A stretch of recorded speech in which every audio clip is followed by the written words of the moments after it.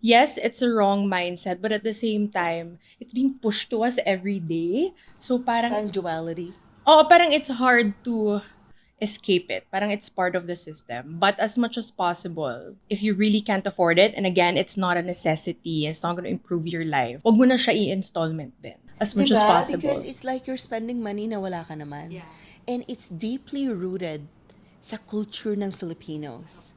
Kasi pag ano ka na, parang may self-worth ka na, may self-awareness ka na, hindi ka basta-basta nauuto eh. I'm gonna use the word nauuto because the brands already know na madali nauuto a lot of people because they use the parang excitement. Makuha ko na siya right now. Pero the suffering comes after.